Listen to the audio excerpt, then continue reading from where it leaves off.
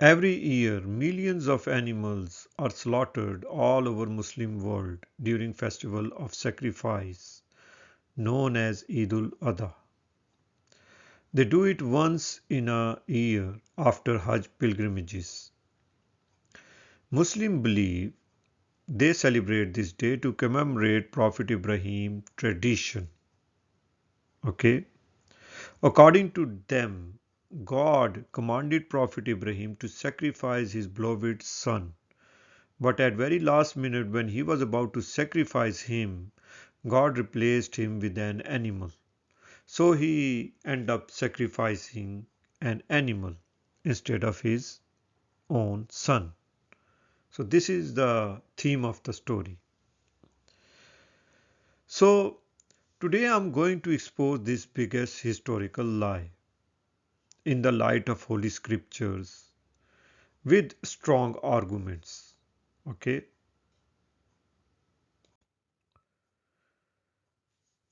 See, this story of Prophet Ibrahim or Abraham is actually very popular story. It is mentioned in Holy Quran and as well as in Holy Bible too. However, if you read both scriptures carefully, you do not find anywhere God is particularly commanding Prophet Ibrahim to sacrifice an animal. Okay, it is all Muslims' assumptions.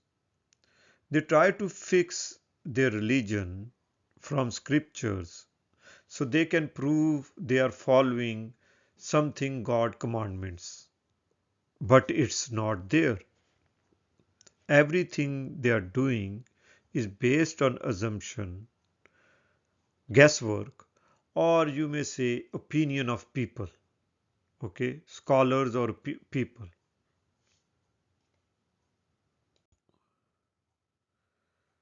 See, this historical lie actually come down from Muslims' traditions. That is Shia Sunni Hadith books, or you may say narration books. Okay, this story has slightly different versions. Let me explain you few of them. So, according to one version of this story, is one night Prophet Ibrahim or Abraham saw a dream in which Allah commanded him to sacrifice his own son Ishmael. At the beginning, he thought it was Satan temptation. However, when he saw same dream again, then he realized it is a message from God. Prophet Ibrahim shared this dream with his son Ishmael. He was agreed to be sacrificed for God. He asked his father to blindfold him and tie his hands and legs so that he wouldn't struggle. Prophet Ibrahim also blindfolded himself so that he wouldn't see his son in pain. Then he took the knife out and followed what God told him to do so. But when he removed the blindfold from his eyes, he looked down and saw a dead ram. God replaced Ishmael with ram, and his son was standing right next to him. It happened at a place named Mount Arafat. Okay. Now in another version of same story, Prophet Ibrahim passed the knife across his son's throat, but it did not do anything due to divine presence. Then God called him to stop and he replaced Ishmael with a ram. It happened at a place named Minna. According to Ibn Abbas, that ram came down from paradise. This is one more version of same story. It is more popular nowadays among Shia Sunni Muslims. Reason because it is free of any superstitious belief, the one we just discussed. Since world is changing, Islam has to change too and get new upgrades. So in current version, it does not say anything about Prophet Ibrahim or Ishmael being blindfolded or ram coming down from heaven, anything like that. In current version, at the very last moment when Prophet Ibrahim was about to sacrifice his son, God told him to stop and ram appear front of him so he may slaughter it. This commandment from God was test for Ibrahim and it showed how he obeyed him. This is how every Muslim believe about festival of sacrifice known as Eid-ul-Adha. Remember, all these things which I just told you guys are based on Muslim assumptions and their putting of historical bits and pieces together to make some sort of sense behind this huge festival. Because problem for them is now is they have a festival but they don't have any solid God commandment behind it. The thing is the whole story, the way Muslim believe or practice, you do not find in Quran. And and it is also not mentioned in Bible, the way they are believing about it. Reason I'm saying this, because sometimes Muslims try to fix their religion from Bible too. Okay?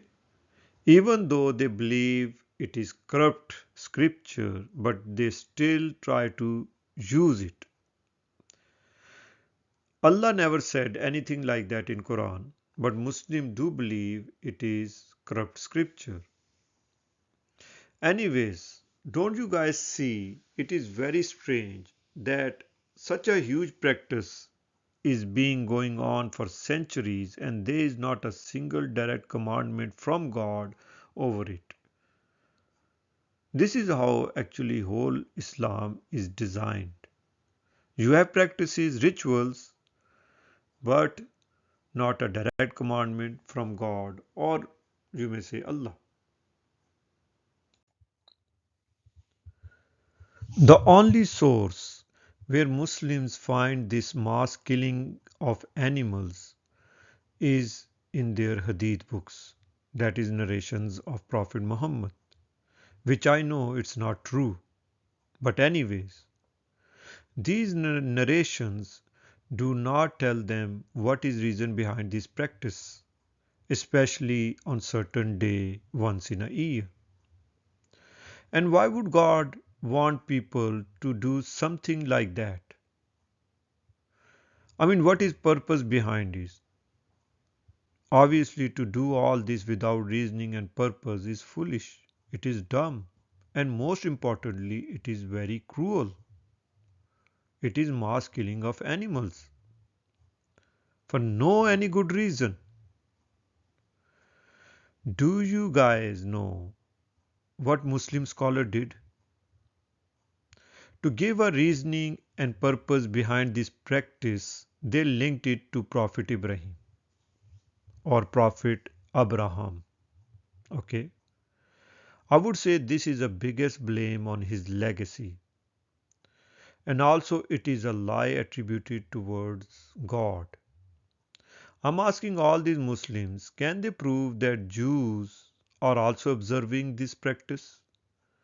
Because it is very impossible for any Jew not to follow the practice of Prophet Ibrahim, right? They are descendant of Prophet Ibrahim. Why they would leave such an important ritual or practice, right? Whole Islam is based on Muslim scholars, clerics, opinions, their personal interpretations, and guessworks on everything, basically. So, this is one of the biggest guesswork they ever created, just to show off everyone as that they have got something special. Look, we are sacrificing animal for God. We have so much love of God and all that. If you really, really love God, then act right.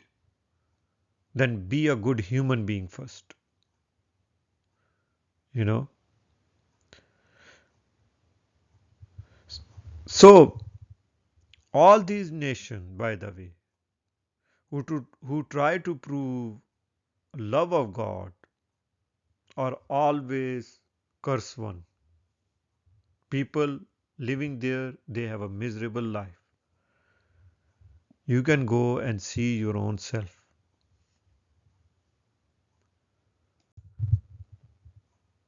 See, Shia and Sunni Hadith books are definitely true source of modern Islam because you can create any ideology out of them. Believe it or not, you can modify them, you can change them, anything you want with them. You can draw a whole new religion out of them. It's so easy.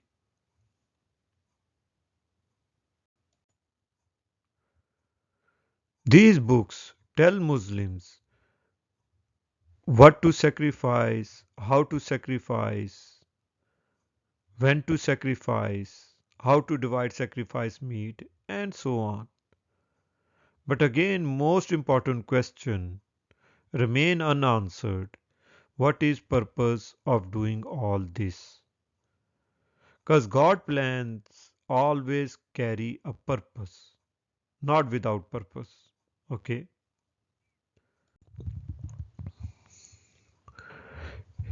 It is nature of human beings to show others that their practices have some reasoning and logic behind it. But in reality, it is only for entertainment, feasting, celebrations, having fun, and just to show off. That's it. That is the true purpose of this Eid-ul-Adha. People are competing with each other, trying to show each other, look, we are sacrificing more animal or we are sacrificing bigger animal, stuff like that, just to show off.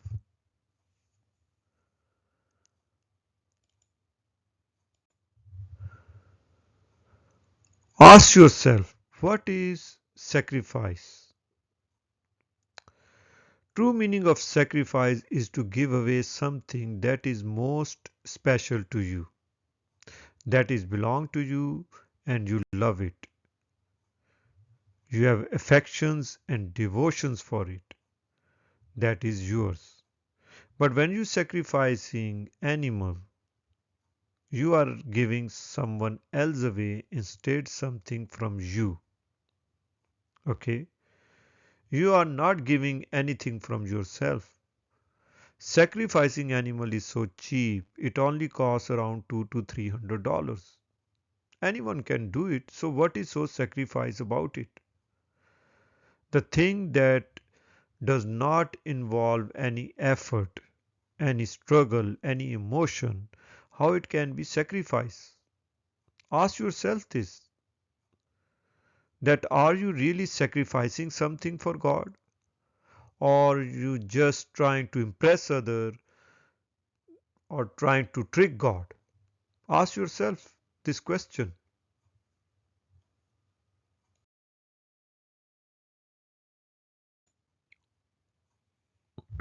Now come to the Quran. This popular story about Prophet Ibrahim and his son is mentioned in Quran in Surah As-Safat. As you can see here, it is my translation. You may pause and read it. This story has a great lesson behind it. This story is not about animal sacrifices like every Shia Sunni Muslim believe about it. Like I said before, it costs around $200 to $300 to sacrifice any animal. Pretty much any person can afford to do it. So what is so sacrifice about it, right? The concept of sacrifice is to give away most valuable thing that belong to you, that is yours. If you read this passage, it has a same message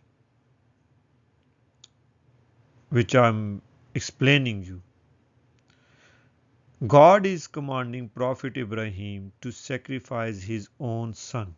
Okay, not any animal, but his own son. Nothing is more beloved than your own kids. Let me read these verses of Surah Safat and explain to you.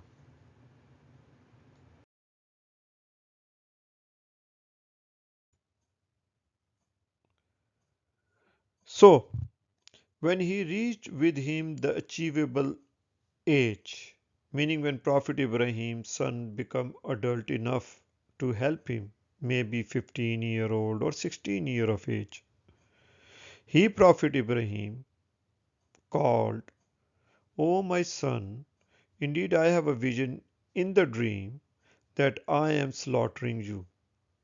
So look into how you perceive it. Meaning he was telling his son about a dream in which he was slaughtering him, and he wanted to see his son's opinion over it.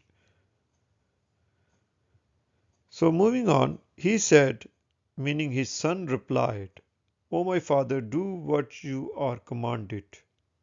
You will find me, if God wills, from the patient one. So okay, here verse 102 ends. Now moving to verse 103.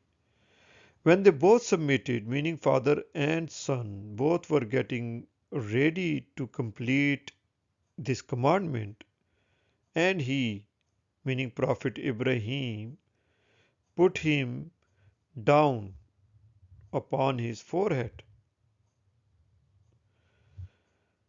Now, here verse 103 is ended, and now let's move to verse 104. And we called him, O you Ibrahim. In verse 104, God called him, O you Ibrahim, meaning at the final moment when he put his son head on something and ready to sacrifice him for God, he, God called him out, O you Ibrahim. Then next verse is 105. Let's move to next verse 105. Now in verse 105, God said, Indeed you have proved, or you may say demonstrated, the vision. Indeed we, like that, we reward the good doers. Here verse 105, 5 is ended. God told Prophet Ibrahim that he proved what he saw in a dream and he should be rewarded. So basically, God wanted to see if Prophet Ibrahim will fulfill the commandment or not. If God had not stopped him, he would have sacrificed, sacrificed his son. The last verse of this passage says, Indeed, this was the clear trial. 106, verse 106 says, this was the clear trial. And verse 107 finally says, and we saved him from great slaughter. That's it. Many Muslim scholars, now listen here, many Muslim scholars translate the last verse of this story something like that, and we ransom him from great slaughter. Even if you translate this verse as ransom, the last verse as ransom of this passage, that still does not mean his son was replaced with ram. Okay, that means maybe something else. Okay, now here is a summary for all this passage in simple words. Prophet Ibrahim saw a vision in his dream that he was slaughtering his son. His son had become an adult by then.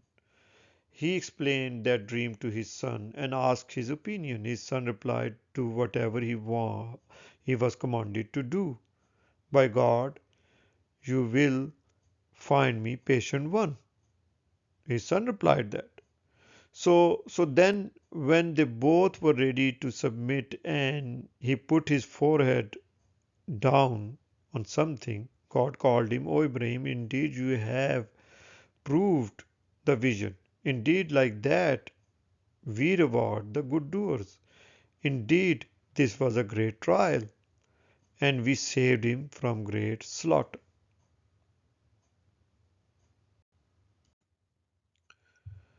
Okay, now right front of you is chapter 22, verse 13 from Bible. I want you to read these verses, both verses. You can read verse number 13 especially. And Abraham lifted up his eyes and looked, and behold, behind him a ram caught in a thicket of his horn. And Abraham went and took the ram and offered him up for a burnt offering in the stead of his son. Even in this passage from Bible, God is not commanding Prophet Ibrahim to sacrifice ram.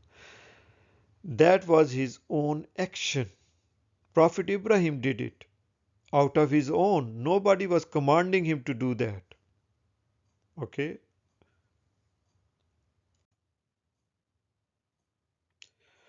Now these translations are from Muslim scholars.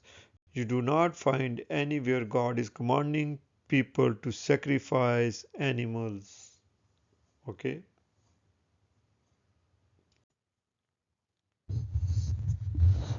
So here's a conclusion. It is expertise of people to exaggerate a tiny thing, to create a big lie out of something tiny small truth, and change that truth forever. It is expertise of people, scholars, clerics. Okay. Whenever you stab any land animal, it hurt him. If someone stabs you, it will hurt you. Same thing is with animals too. Very simple. They also feel pain. They cannot explain you. They have emotions, they have feelings just like you. Animals love their kids just like you. Every animal that walk on earth has the same emotions and feelings as human beings have. So don't you think that when you slaughtering them or sacrificing them for God and they know it and they are enjoying about it and they are feeling very good about it. Okay. So basically any land animal is not lawful for you to consume. This thing require a lengthy explanation, but for right now I'm going to give you few strong arguments for those who think they can still consume a land animal. See, nowadays you have plenty of food available to eat and to store. But back then things were not easy like this. People cannot store food easily. Famine, drought, starvation were common things back then. So from time to time God gave certain people permission to eat meat in certain situations. Keep in mind, in certain situations. Also he sends them dietary laws. So when you read such passages in scriptures where people eating meat or land animal, then keep in mind most likely it is due to famine, starvation, drought, things like that. It requires a lot of explanation, but let's move on. I don't want to go away from the main topic. So only meat, if you want to know, is lawful for you to consume is a seafood, that is fish, because it don't have same senses as land animals have. It is clean and most importantly, it is fruit of ocean. It is fruit of ocean. I will go deeper into this some other day, but for right now, one thing should be clear to you all, that there is no such a thing as sacrifice of animals, that Prophet Ibrahim did it, and we all need to perform the same ritual every year.